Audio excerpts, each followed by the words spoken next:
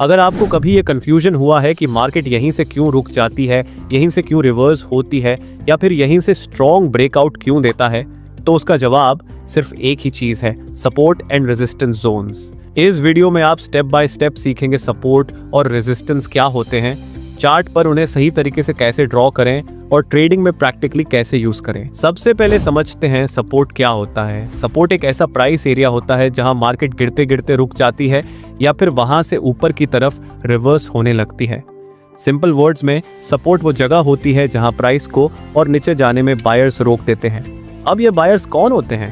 ये सिर्फ retail traders नहीं होते, बल्कि बड़े प्लेयर्स जैसे इंस्टीट्यूशंस, बैंक्स और स्मार्ट मनी जो इस लेवल पर बाइंग स्टार्ट कर देते हैं।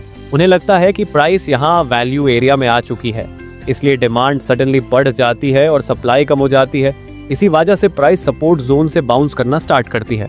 अगर आप चार्ट पर ध्यान से देखें तो आप नोटिस करोगे कि एक ही एरिया से प्राइस बार बार ऊपर की तरफ मूव करती है। ये कोइंसिडेंस नहीं होता। मार्केट मेमोरी के कंसेप्ट के अकॉर्डिंग मार्केट उन लेवल्स को याद रखती है जहां पहले स्ट्रॉन्ग बाइंग हुई होती है। इसी मेमोरी के वजह से जब प्राइस दोबारा उस एरिया के पास आती है तो वहां फिर से बायर्स एक्टिव हो जाते हैं। अब एक इंपॉर्टेंट बात समझनी जरूरी है, सपोर्ट एक एग्जैक्ट प्राइस लाइन नहीं होता। मार्केट कभी भी एक परफेक्ट लाइन से रिवर्स हो ये जरूरी नहीं। कभी थोड़ा ऊपर, कभी थोड़ा नीचे प्राइस रिएक्शन देता है। इसलिए हमें सपोर्ट को हमेशा जोन के फॉर्म में मार्क करना चाहिए, न कि एक सिंगल थिन लाइन के फॉर्म में। जितनी ज्यादा बार प्राइस किसी सपोर्ट जोन से रिएक्ट करती है उतना ही वो सपोर्ट स्ट्रांग होता है। लेकिन याद रखो, अगर कोई सपोर्ट बार बार टेस्ट हो चुका है तो फ्यूचर में उसके ब्रेक होने के चांसेस भी बढ़ जाते हैं। इसलिए सिर्फ सपोर्ट देखकर ट्रेड नहीं लेना, कॉन्फर्मेशन के साथ ही एंट्री लेना ये एक प्रोफेशनल अप्रोच होती है। अब जब आप सपोर्ट को क्लियरली समझ चुके हो तो अब बात करते हैं रेजिस्टेंस की, जो सपोर्ट का एग्जैक्ट ऑपोजिट होता है। रेजिस्टेंस एक ऐसा प्राइस एरिया होता है जहां मार्केट ऊपर जाते जाते रुक जाती है या फिर वहां से नीचे की तरफ रिवर्स होने लगती है। सिंपल वर्ड्स में रेजिस्टेंस वो जगह होती है जहां प्राइस को और ऊपर जाने से सेलर्स रोक देते हैं। ये भी सिर्फ छोटे ट्रेडर्स नहीं होते, बल्कि बड़े इंस्टीट्यूशंस, बैंक्स और स्मार्ट मनी प्लेयर्स होते हैं जो इस एरिया पर अपनी सेलिंग पोजीशंस बनाना स्टार्ट कर देते हैं। रेजिस्टेंस भी एक एग्जैक्ट लाइन नहीं होता, इसको भी जोन के फॉर्म में मार्क करना चाहिए। अगर कोई रेजिस्टेंस बार बार टेस्ट हो चुका है तो फ्यूचर में उसके ब्रेक होने के चांसेस बढ़ जाते हैं। इसलिए ब्लाइंडली रेजिस्टेंस पर सेल करना एक प्रोफेशनल अप्रोच नहीं है। हमेशा प्राइस एक्शन कन्फर्मेशन के बाद ही ट्रेड लेना चाहिए। तो अब सबसे इंपॉर्टेंट क्वेश्चन आता है, इन जोन्स को चार्ट पर सही तरीके से ड्रॉ कैसे करें, क्योंकि गलत सपोर्ट रेजिस्टेंस आपको गलत एंट्री, गलत स्टॉप लॉस और अननेसेसरी लॉसेस दे सकता है। स्टेप 1, हमेशा हायर टाइम फ्रेम से स्टार्ट करो। सपोर्ट और रेजिस्टेंस कभी भी सीधा 5 मिनट चार्ट पर ड्रॉ नहीं करना चाहिए। प्रोफेशनल ट्रेडर्स हमेशा हायर टाइम फ्रेम से एनालिसिस स्टार्ट करते हैं, जैसे 1 आवर, 4 आवर या daily chart. Higher time frame के लेवल ज्यादा रिलायबल और स्ट्रॉन्ग होते हैं क्योंकि वहां पर स्मार्ट मनी इन्वॉल्व होती है।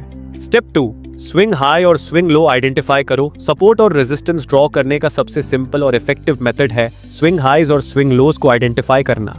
स्विंग लो वो पॉइंट होता है जहां प्राइस नीचे आने के बाद रुक जाती है और वहां से ऊपर की तरफ मूव करना स्टार्ट करती है। जहां प्राइस गिरकर बाउंस हुई हो वही स्विंग लो होता है। यही जगह बाद में सपोर्ट जोन बन जाती है। और स्विंग हाई वो पॉइंट होता है जहां प्राइस ऊपर जाने के बाद रुक जाती है और वहां से नीचे की तरफ गिरना स्टार्ट करती है।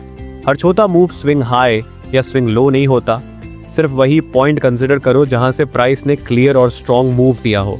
इससे आपके लेवल ज्यादा रिलायबल होंगे और फॉल्स सिग्नल्स कम मिलेंगे। स्टेप 3, लाइन नहीं जोन बनाओ। बिगिनर्स की सबसे कॉमन मिस्टेक होती है एक परफेक्ट स्ट्रेट लाइन ड्रॉ कर देना। मार्केट कभी भी एक एग्जैक्ट प्राइस पर रिस्पेक्ट नहीं करती। थोड़ा ऊपर नीचे प्राइस रिएक्शन होता ही है। इसलिए सपोर्ट रेजिस्टेंस को जोन के फॉर्म में ड्रॉ करो। जोन हमेशा विक और बॉडी दोनों को कंसिडर करके बनाओ। Step 4, number of touches.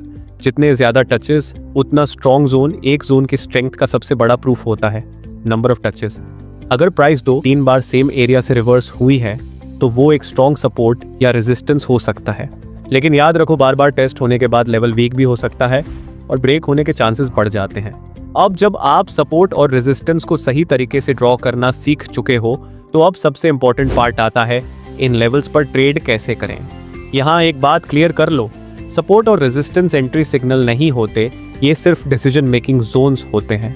Professional traders यहीं पर प्राइस एक्शन का वेट करते हैं। जब मार्केट किसी स्ट्रॉन्ग सपोर्ट जोन के पास आती है तो तुरंत बाय कर देना गलती होती है। आपको पहले ये कंफर्म करना होता है कि सेलर्स वीक हो रहे हैं और बायर्स कंट्रोल में आ रहे हैं। कंफर्मेशन के कुछ strong signals, bullish engulfing candle, hammer या pin bar, long lower wick rejection.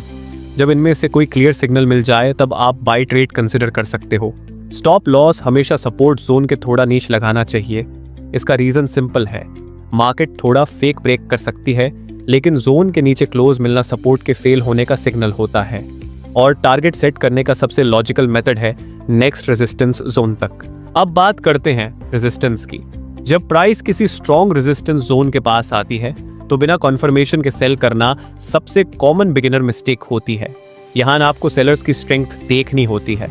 Strong sell confirmation signals जैसे bearish engulfing candle, shooting star, long upper wick rejection, clear signal के बाद ही सेल ट्रेड लेना चाहिए।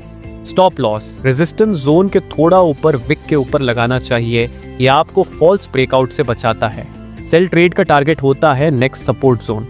तो दोस्तों, आज के वीडियो में आपने सीखा सपोर्ट और रेजिस्टेंस का रियल मीनिंग, उन्हें सही तरीके से ड्रॉ करना और उनके बेस पर ट्रेड्स कैसे लेने हैं। अगर आप इस कॉन्सेप्ट को पेशेंस के साथ प्रैक्टिस करोगे तो आपकी एंट्रीज क्लीन होंगी, स्टॉप लॉस लॉजिकल होगा और ट्रेड्स में कॉन्फिडेंस खुद ब खुद आएगा।